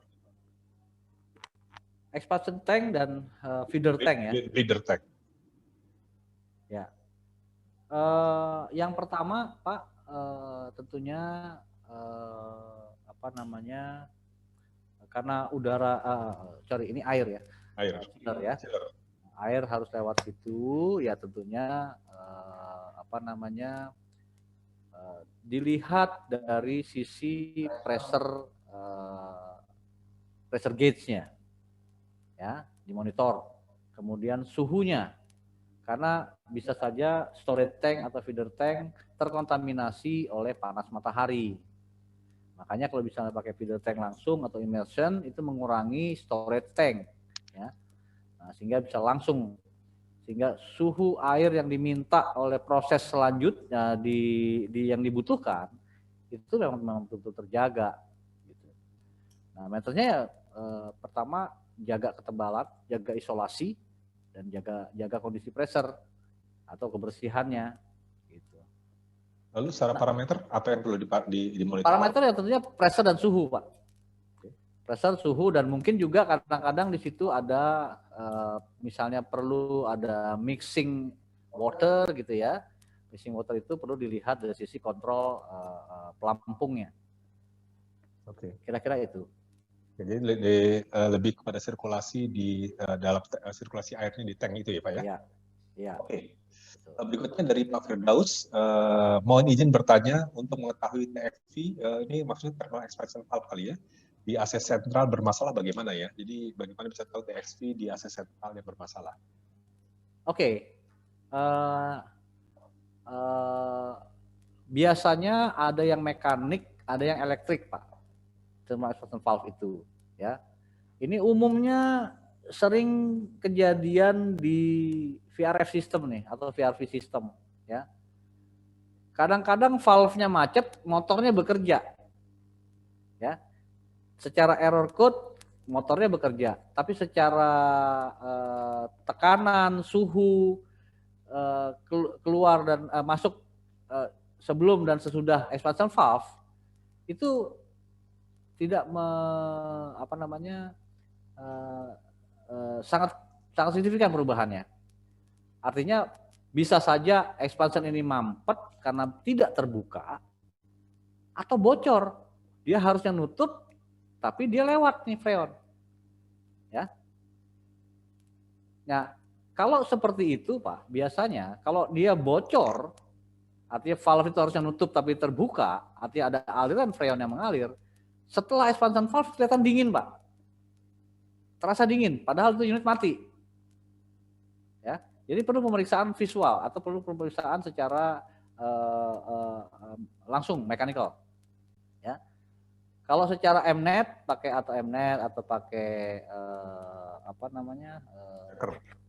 checker, service checker, gitu ya, itu akan kelihatan akan kelihatan. Dan yang terutama yang paling dimonitor secara manual adalah suhu di pipa sebelum expansion valve dan sesudah expansion valve, Pak. Ya. Kalau di proses tadi itu antara nomor 3 dan nomor 4. Gitu loh. Setelah kondenser. Dan biasanya pressernya juga akan berbeda. Karena kalau mampet biasanya pressernya turun, Pak. Di low pressnya. Jadi ada beberapa indikasi, beberapa hal yang kita monitor. Ya. Nah, yang kalau dia mampet pasti pressernya di low press akan rendah tuh. Gitu. Ya. Padahal si freon cukup besar. Nah, kalau dia bocor, pressernya bagus, tapi dilihat secara langsung atau secara mekanikal, dilihat langsung, dipegang suhu setelah expansion valve, kalau dia bocor pasti dingin karena ada aliran freon dingin di situ. Itu beberapa pengalaman yang mungkin itu bisa menjawab pertanyaan Pak Firdaus ya. Jadi ada 2 kerusakan expansion valve, bisa saja karena tapi tidak, biasanya kan dia solenoid gitu ya. Motornya muter tapi asnya tidak muter, itu artinya macet tuh secara mekanikal, itu harus diganti berarti. Bisa saja expansion valve-nya masih bagus, batangnya masih bagus, tapi motor resnya nggak berfungsi. Itu bisa dicek secara elektrikal. Atau bisa saja dia bocor, harusnya tertutup, ada aliran freon yang masuk. Kalau kayak gitu lebih mudah, Pak. Dari sebelum dan sesudah expansion valve dipegang itu pasti dingin pipanya. Mungkin itu bisa menjawab pertanyaan Pak Firdaus ya. Ya, oke. Berikutnya. Thank you, terima kasih. Bagus pertanyaannya. Oke, dari Pak Adam ya. Izin bertanya Pak, untuk overall kompresor biasanya penyebab utamanya apa saja ya Pak? Dan langkah-langkah kompresor agar bisa berumur panjang. Itu mengenai kompresor yang apa sebab-sebab terjadinya kerusakan dan bagaimana untuk memperpanjang Pak Wayan dari Pak Adam. Oke, Pak Adam, terima kasih. Ini udah banyak memang nih. Nah, kompresor itu apa namanya? Ada komponen atau part mechanical, ada komponen elektrikalnya. Dan juga di situ berhubungan dengan chemical dari freon yang digunakan atau refrigerasi dan oli yang digunakan. Ya. Parameternya adalah tekanan satu, Pak. Tekanan kalau di satu sistem kita bisa lihat antara tekanan low press dan high press itu dilihat, dan juga dari sisi ampere. Ya. Nah, makanya perlu historical data. Misalnya kita katakanlah dengan R407 gitu ya. Low pressnya 60 umumnya ya pada saat testing commissioning, kemudian high pressnya sekitar 230 misalnya gitu ya. Nah, ampernya berapa di sini? Kompresor berapa PK ada berapa ampere? Ampernya katakanlah misalnya gitu ya. Jadi katakanlah 1 PK jadi sekitar 3,8 ampere misalnya gitu ya. Nah, satu lagi ada kita mengukur suhu kompresornya, Pak. Suhu kompresor itu ada 3 bagian. Di bawah di sisi oli, di tengah itu sisi mekanikalnya yang bekerja, di atas. Nah, kalau di atas sebaiknya jangan lebih dari sekitar 85, Pak. Biasanya di bawah lebih rendah, di tengah itu agak tinggi, di atas ini yang tinggi. Ya. Dan ada beberapa jenis kompresor, begitu suhunya tinggi atau ampernya tinggi, itu dia antara discharge dan suctionnya terbypass, Pak. Jadi tekanannya seimbang. Gitu. Nah, itu sudah menandakan artinya ada itu overloadnya bekerja begitu. Jadi sistem overloadnya begitu dia mencapai suhu yang terlalu panas, dia bypass antara discharge dan suctionnya, sehingga tekanannya seimbang. Dan itu tidak menyebabkan tidak dingin. Ya, itu artinya ada sesuatu yang bermasalah dengan sana. Jadi dilihatlah keseimbangan antara pressure freon, ya, kemudian juga dari sisi ampernya. Ya, ampernya sebagai patokan, Pak. 1 PK itu kurang lebih 4 ampere, Pak. Sebagai patokan dasar aja. Kalau 10 PK artinya 40 ampere. Kalau dia dibagi 3 ya tinggal 40 bagi 3. 3 pas ya. Nah, kurang lebih yang buat patokan itu bisa dilakukan. 1 PK kurang lebih 4 ampere. Ya. Nah, kemudian kalau misalnya satu lagi adalah selain tekanan, kemudian ampere, yang satu lagi adalah suhu kompresor itu sendiri, Pak. Dilihat sini monitor. Ya. Dan biasanya dari noise. Kalau noise mechanical-nya sudah mulai aus, itu biasanya noise-nya juga tinggi, bisa saja karena getaran atau karena olinya kurang atau olinya kosong, sehingga dia bisa mengakibatkan kedepannya akan mengakibatkan macet. Mungkin itu bisa menjawab pertanyaan Pak Adam tadi ya. Ya, Pak Adam. Jadi Pak Adam ada empat hal ya, dari temperatur, dari ampere, dan juga dari tekanan, dan juga dari sisi tadi satu lagi dari sisi pressure, tekanan, pressure, ampere, lalu dari sisi suhu dan juga ya, jadi begitu Pak Adam. Lalu ini ada, tadi menanyakan juga langkah untuk umurnya panjang, gimana? Ada tipsnya untuk memperpanjang umur kompresor? Memperpanjang umur kompresor, Pak. Memperpanjang umur kompresor jangan dinyalain, Pak. Itu pasti panjang, Pak. Ya, jadi di situ Pak perlu monitoring yang baik karena jantungnya di HVAC itu adalah kompresor, ya. Jadi perlu dilihat voltase untuk penggerak elektrikalnya. Karena di beberapa area di Indonesia atau di Jakarta ada yang voltasenya rendah, Pak. Nah, tentunya voltase rendah ini akan mengakibatkan karena dia harus berjalan atau harus bekerja dengan daya yang sama, mau nggak mau ampernya jadi tinggi. Nah, yang jahat ini panas, Pak. Yang disebabkan oleh ampere. Nah, salah satu untuk membuat umurnya lebih panjang adalah memasang stabilizer di sebelum di outdoor AC, ya, atau kalau misalnya masalahnya dari sisi dari sisi sumber elektrikal, ya, sumber voltasenya itu pertama. Yang kedua, sebenarnya isi freon itu juga range, Pak. Biasanya ada 60 sampai 80, kadang-kadang ada 60 sampai 90, ya di sisi low press maupun high pressnya 230 sampai 250 misalnya gitu ya. Kalau memang Bapak kebetulan ada lebih, tidak perlu isi freon tinggi banyak-banyak, Pak. Cukup di range kecil. Kapasitas sistem AC-nya akan lebih ramah terhadap kompresor gitu, ya. Oke. Yang ketiga, maintenance harus rutin, Pak. Kenapa? Maintenance ini apabila terpanas pembuangan panas atau terhalang evaporatornya, itu ada leakback, struktur olinya akan tidak baik, Pak. Kalau apabila freon masuk ke dalam kompresor dalam sisi cair. Jadi gitu. Oke, jadi kira-kira itu yang untuk memperpanjang umur kompresor. Oke, ini kelihatannya cukup banyak pertanyaan-pertanyaan. Pak Wayan, saya coba pilih select yang mana ya. Oke, naik terus soalnya. Oh, dari Pak Indra Kur, ini menanyakan karena buildingnya sudah di fase sentral dengan masa pandemi ini, Pak Wayan tadi katakan perlu ditambahkan FFU. Dari sisi flow. Kalau dari sisi filter apa yang disarankan ASRI dan Permenkes? Sorry. Jadi pertanyaannya adalah ini tadi untuk building yang sudah dipasang AC sentral dengan adanya pandemi ini Pak Wayan menyarankan perlu ditambahkan FFU, pengejar ACH. Ya. Dari sisi flow-nya. Lalu kalau dari sisi filterisasi, filter apa yang disarankan dari ASRI atau Permenkes? Oke. Jadi jenis filter ini. Oke, jadi jenis filter ya Pak untuk ini rumah sakit atau apa ya? Iya, kelihatannya belum ada informasi. Oke.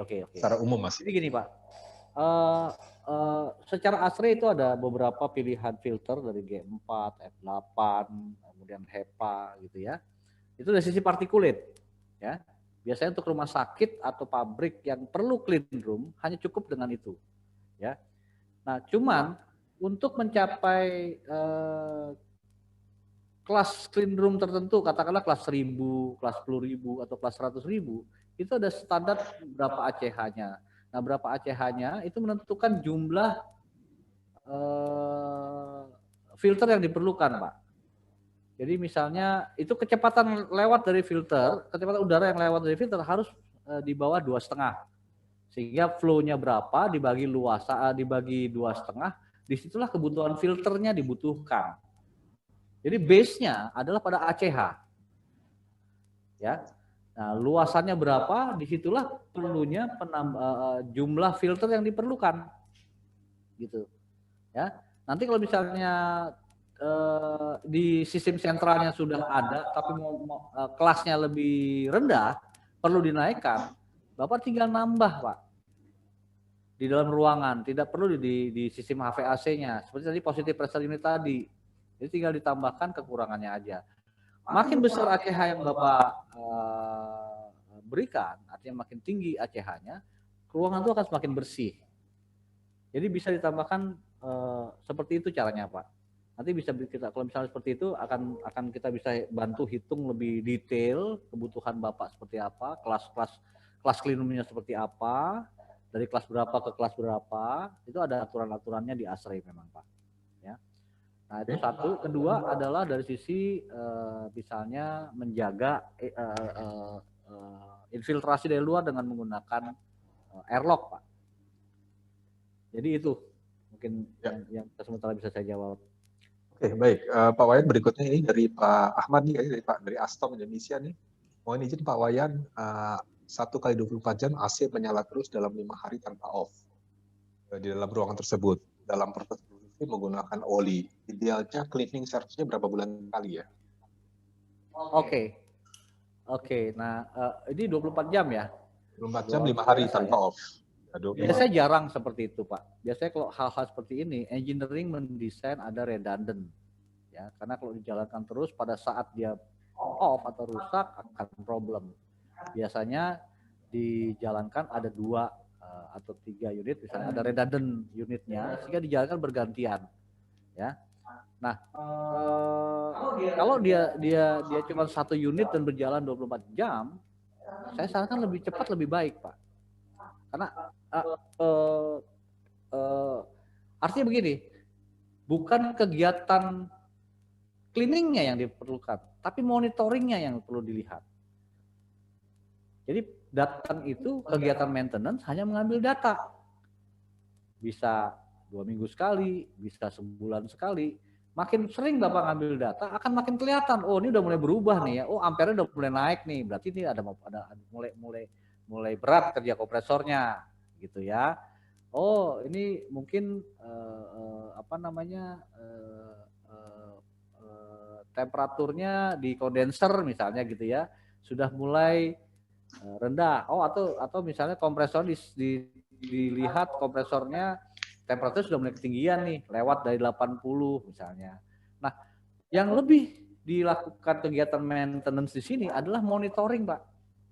Bukan cleaningnya. Kalau cleaningnya sih tergantung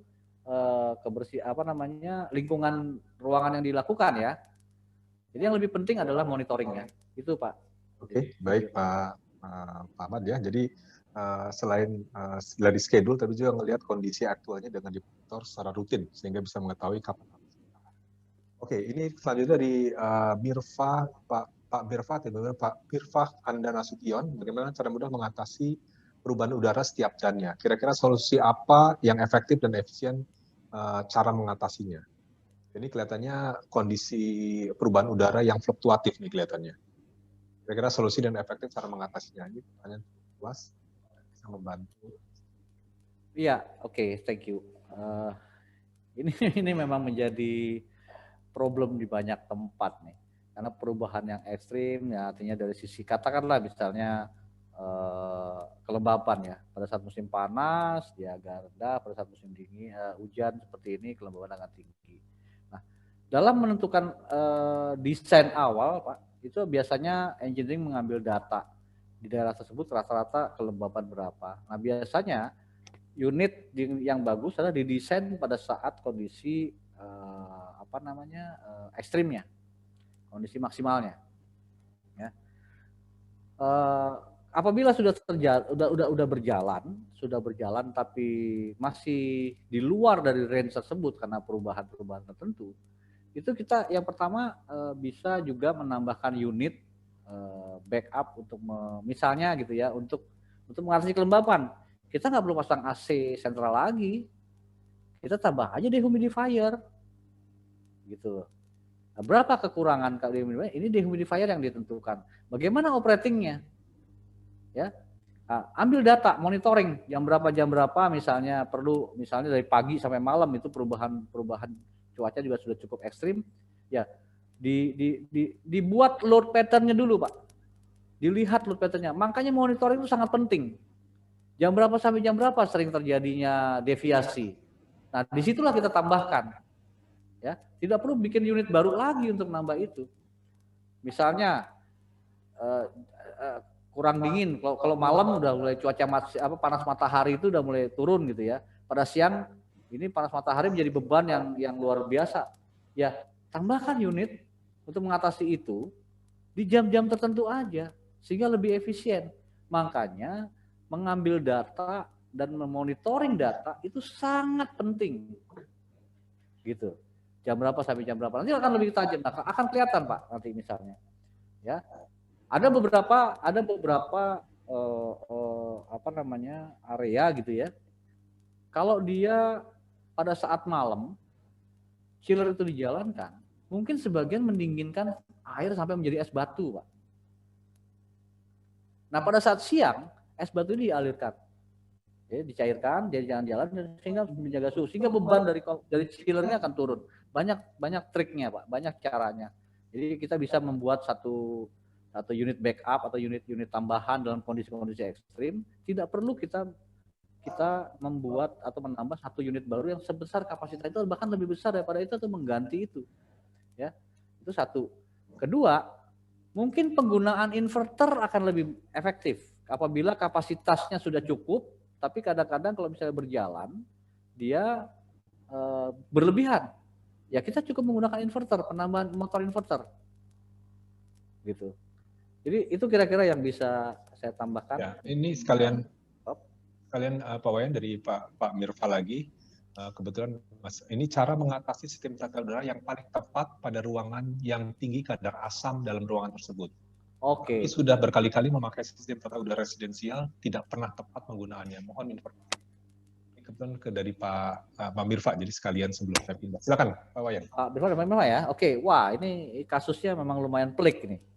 Jadi chemical condition, chemical corrosion ya. Jadi bisa di-share untuk di sesi yang berapa minggu lagi tuh Pak Wayan ada ya, juga. Nanti mungkin bisa ikut di kondisi ekstrim ya Pak. Nah, kondisi asam kita lihat Pak. Pertama adalah asam ini mengakibatkan kerusakan terhadap apa? Apakah terhadap fungsi evaporator di mana terkontaminasi ke dalam ruangan bekerja, atau asam ini mengakibatkan kontaminasi atau corrosion di unit equipment. Itu mesti dibedakan. Ya.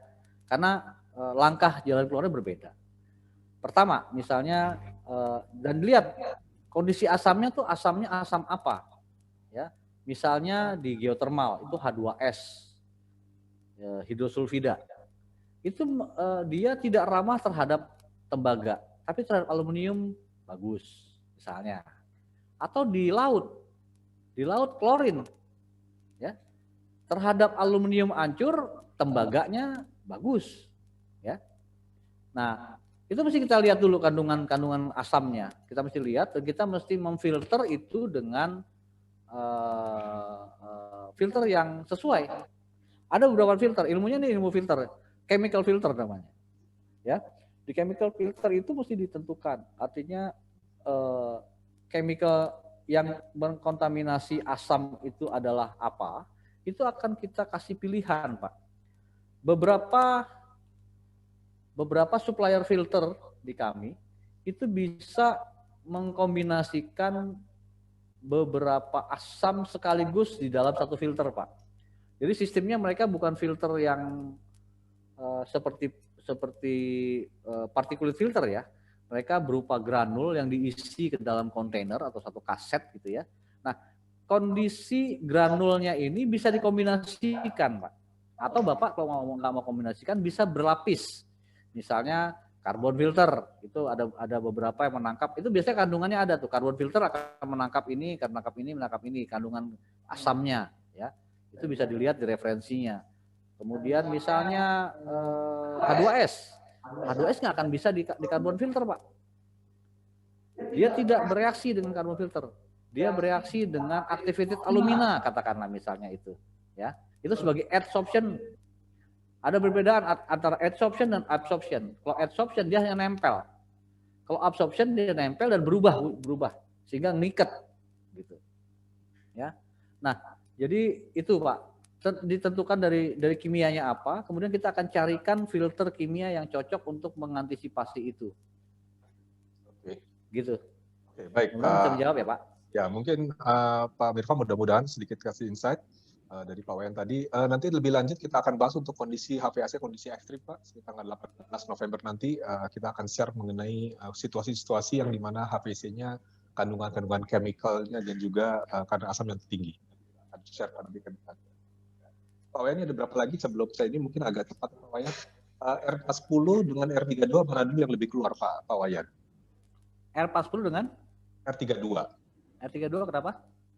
Mana dulu yang lebih keluarnya? Ini cuma pertanyaan Pak Didik dari Pak Didik nih. Oh, 40 dulu.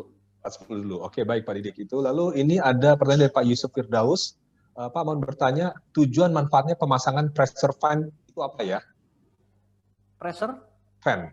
Pressure fan? Ya, pressure fan. Pressure fan ya? Ya. Setahu saya istilah pressure fan ini biasanya dilakukan di tangga darurat. Tangga darurat itu diberikan tekanan positif. Kenapa? Secara prinsip pressurized fan itu menambah pressure ruangan, artinya membuat ruangan itu positif. Tujuannya adalah supaya udara luar tidak masuk ke dalam ruangan tersebut. Tapi juga mesti dikontrol, tidak boleh terlalu tinggi. Beda tekanannya antara luar ruangan dengan dalam ruangan. Kenapa? Nanti pada saat dia membuka pintu biasanya suka sulit. Jadi berat. Biasanya kalau di tangga darurat pada saat terjadi kebakaran, itu asap yang sangat berbahaya. Apalagi asap-asap yang beracun karena barang-barang terbakar, karpet, plastik, dan lain-lain itu menjadi racun. Nah, orang menyelamatkan diri lewat tangga kebakaran. Sehingga tangga kebakaran nggak boleh terisi asap atau udara dari dalam ruangan. Itu fungsinya untuk menambah positif ruangan aja, Pak. Oke, baik. Kira-kira gitu. Oke, selanjutnya Pak Wayan, ini quick juga bertanya Pak, untuk maintenance berdasarkan kalender itu apa ya? Apa saja ya? Apa saja? Terus berdasarkan jangka penggunaan apa saja? Mungkin ini menentukan waktu maintenance berdasarkan kalender atau berdasarkan hour gitu ya. Mungkin bisa cepat Pak Wayan. Oke, thank you. Jadi kalau kalender date itu ya Bapak berdasarkan jumlah hari atau berapa bulan sekali ya. Nah, itu katakanlah jadi menjadi satu rahasia atau kesepakatan umum, HVAC itu biasanya dilakukan cleaning 3 bulan sekali. Nah, itu berdasarkan calendar date ya. Tapi kalau misalnya berdasarkan hour meter ya atau penggunaan itu di sisi misalnya bearing setelah 10.000 jam dia harus diganti gitu. Nah, contohnya seperti itu, Pak. Ya, kira-kira itu bisa menjawab ya. Ini juga dari sama-sama Pak Wayan, izin bertanya Pak, dalam untuk kondisi pandemi ini, apa chemical disinfektan khusus untuk maintenance unit? Dan apa diperlukan kita memasang UV lamp pada ducting? Oke, ini luar biasa pertanyaan Pak Wayan ya. Jadi chemical yang disarankan sebenarnya kalau misalnya unit tersebut rutin dan tidak terkontaminasi dengan minyak atau dengan chemical, sepertinya tidak perlu Pak menggunakan chemical. Karena chemical ini ada beberapa sebagian yang juga merusak fin. Ya. Nah, itu yang namanya membersihkan minyak atau membersihkan kotoran yang lengket atau yang itu, base-nya tuh asam, Pak. Bapak bisa menggunakan, biasanya yang digunakan adalah asam sulfat. Tapi dengan viskositas yang sangat rendah gitu. Karena asam ini juga akan merusak aluminium atau merusak tembaga. Jadi sebenarnya saya tidak menyarankan untuk pembersihan dengan chemical kalau unit tersebut tidak terkontaminasi oleh chemical. Tapi kalau misalnya terkontaminasi oleh chemical, mau nggak mau ya dijalankan dengan chemical yang dilihat juga dari sisi ini. Biasanya sih asam sulfat, cuman ada beberapa bagian dengan menggunakan merek-merek tertentu. Cuman kadarnya sangat-sangat kecil ya Pak. Ya. Satu lagi itu ya. Kemudian pasang UV lamp pada ducting. UV lamp di ducting. Oke. Sebenarnya UV lamp ini ada berapa jenis Pak? Ada UVC, ada UV, macam-macam ya. Untuk UV sebenarnya disarankan itu tidak ada orang baru menyalakan UV, karena UV itu reaktif sekali Pak. Ya, ada juga mengeluarkan ozon, biasanya baunya tuh sangit gitu ya. Ada yang dilapis yang bisa tidak mengeluarkan ozon. Tapi untuk di dalam ducting digunakan sebagai filter untuk membunuh bakteri atau virus gitu ya. Itu biasanya digunakan UVC Pak jenisnya Pak. UVC kalau bisa juga yang ada istilah dibungkus lagi tuh Pak untuk tidak mengeluarkan ozon Pak. Jadi ozon free. Nah kemudian biasanya UVC ini juga disesuaikan dengan lamanya waktu. Biasanya ada datanya tuh Pak. Virus tertentu ya, virus kemudian bakteri atau apa, di situ ada jenis-jenis virusnya juga ada. Cukup dengan berapa menit kok itu. Ya. Okay. Jadi itu Pak. Yang UVC Pak yang aman. Ya oke, Pak Wayan, jadi itu UVC ya jadinya. Oke, selanjutnya ini ada beberapa lagi varian Inego. Menurut Bapak, apakah kelembaban udara beban berbanding lurus dengan latent heat? Mengatur kelembaban jenis apa yang paling efektif? Oke, thank you Pak. Kelembaban ya pasti pengaruhnya ke latent heat karena dia berubah fungsi, berubah wujud dari gas menjadi cair. Jadi itu pasti jadi laten. Nah, banyak media yang digugakan untuk menurunkan kelembapan. Itu namanya dehumidifier. Ya. Yang pertama biasanya heater. Heater itu dipasang di sisi supply. Ya. Tapi dia akan menjadi bebannya si AC. Kemudian ada beberapa merek AC yang menggunakan sebagian dari kondensernya dimasukkan ke dalam evaporator. Ya, itu istilahnya heat pipe. Ya. Ada juga yang menggunakan dia nggak mau repot, dia nggak mau pakai menggunakan listrik, ya udah pakai ini aja jelly, ya. Nanti suatu saat dia akan jenuh. Nah, cuman tinggal dilihat beberapa itu penggantiannya akan repot karena setelah jenuh harus diganti, ya. Atau ada yang menggunakan juga tambahan satu sistem HVAC sendiri untuk membantu pre-cooling, menambah pre-cooling sebelum masuk ke sistem, itu juga menurunkan kelembapan Pak. Jadi banyak hal Pak. Tinggal kondisi dan situasi yang diinginkan mau seperti apa. Banyak alternatif Pak. Banyak alternatif. Oke, baik. Saya ada dua pertanyaan lagi Pak Wayan kelihatannya. Pertama dari Pak Rido dan satu lagi Pak Rido. Terima kasih. Boleh tanya lagi? Oh, saya sedang ada trouble kompresor baru Dorin KXC 800 1cc. Kondisi kompresor lainnya yaitu 5 PSI, disk 220 R4. Kompresor yang lainnya 70 ampere tidak keringetan. Kompresor yang baru 90 ampere dan berkeringetan sampai ke junction box. Kira-kira gimana Pak Wayan? Apa bisa terbayang pertanyaan ini? Oke. Ini Pak, dia punya pengalaman kompresor yang kebetulan kompresor dibandingkan dengan kompresor yang lama. Ini pakai Flare 407 kelihatannya. Yang lama nggak keringatan 70 ampere, tapi kalau yang baru 90 ampere kelihatannya keringatan nih. Sampai ke junction box. Oke. Ya, ini banyak terjadi Pak. Ya, kita pernah sering sekali menemukan kasus-kasus seperti ini. Memang harus dilakukan pemeriksaan secara dalam Pak. Jadi ini bisa saja ada kesalahan dari mekanik kompresor bisa juga terjadi di dalam sistem refrigerasinya. Ya, jadi karena ini pakai R407 ya. 407 betul. Nah, 407 ini adalah freon dengan multigas. Nah, problemnya multigas ini sebenarnya tidak bisa ditambah-tambah, Pak. Karena komposisi dari gasnya sudah tertentu dan itu membuat sistem kompresinya akan berbeda kalau apabila komposisinya dirubah. Pada saat dibocor, pasti yang ringan dulu yang hilang. Ditambah volume yang sama, sehingga komposisinya katakanlah ada 3 atau 4 gas, komposisinya akan berbeda. Sehingga karakternya akan berbeda. Itu satu. Kedua, di sistem ini di instalasinya dipasangin filter dryer apa enggak ya? Karena kadang-kadang filter dryer juga bisa membuat itu apalagi kalau filter dryer yang sifatnya bukan saringan tapi granul. Nah, pada saat tertentu ada oli yang keluar dari kompresor dan nempel di filter dryer, itu membuat dia rapat. Tapi nggak mampet ya, artinya terhambat di situ. Nah, itu sehingga membuat fungsi filter dryer menjadi fungsi expansion valve. Ya. Ini bisa juga jadi seperti itu.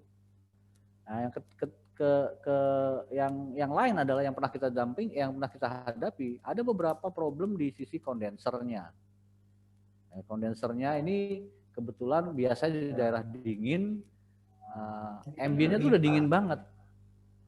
Sehingga kapasitas heat rejection dari kondenser besar sekali dan otomatis pengaruh evaporatornya juga jadi kapasitas tambah. Gitu. Jadi kompresor sebagai beban masih dianggap sebagai perlu pendinginan. Nah, disitulah perlunya dilihat, dimonitor dan kita ukur, Pak. Nanti mungkin kalau suatu Bapak perlu, kita bisa bantu untuk melihat,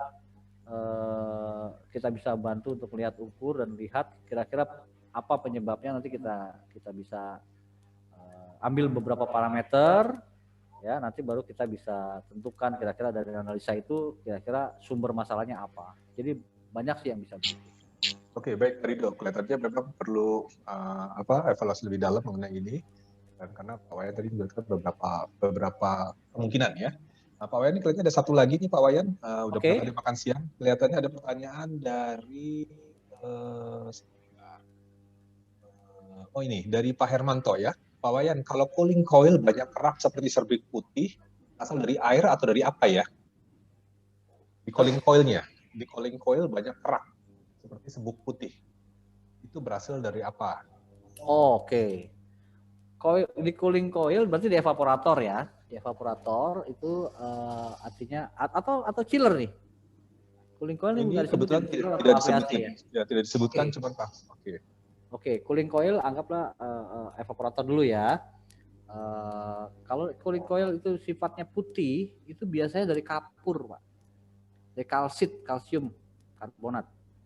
Kalau di chiller, plaknya di kalsium karbonat biasanya di sisi condensing itu didinginkan oleh cooling tower, artinya kandungan kalsium karbonatnya terlalu tinggi. Dia tidak mengikis sifatnya, tapi dia membuat kerak di situ. Nah, itu bisa diambil sampelnya sedikit, Pak, nanti diuji ya. Nanti kita biasanya kita kasih, kalau di cooling tower kita kasih kimia tertentu yang untuk mengurangi reaksi dari kalsium karbonat biasanya.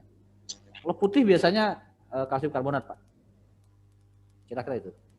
Oke, dari sini kelihatannya kita sudah membahas semua pertanyaan-pertanyaan yang timbul ya. Dan juga rasanya sudah terbahas semua. Kita mudah-mudahan hari ini sesinya bermanfaat. Lalu beberapa hal lagi. Yang pertama, untuk nama-nama yang sudah memasukkan nama perusahaan dan juga email, nanti akan dikirimkan e-sertifikat ke email masing-masing. Harapan kita, karena sekarang persoalan cukup banyak, mungkin dalam waktu 7-10 hari akan sampai ke Bapak semua, Bapak Ibu. Lalu kedua juga ada yang minta materi, dengan senang hati kita akan share materinya. Ya. melakukan ini. Lalu juga ada yang sempat minta kontak kalau ada beberapa pertanyaan yang ingin disampaikan atau ingin lebih lanjut. Tadi saya sebut masukan nama Kevin, Mesko, dan juga Agung yang kebetulan di bawah tim Pak Wayan. Ya. Lalu ada juga sempat yang menanyakan kontak Pak Wayan. Saya kirimkan email ini ke Pak Abdul Kasim ya. Bentar Pak, saya ketik dulu. 08.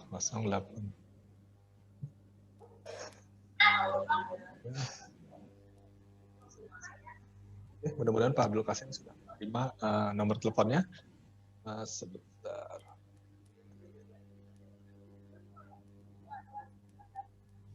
Oke, Bapak Ibu, rasanya tidak terasa waktu kita cukup banyak hari ini. Kita malah lebih daripada waktu yang kita targetkan. Kami sangat menghargai sekali dengan waktu Bapak Ibu, spend waktu dengan kita.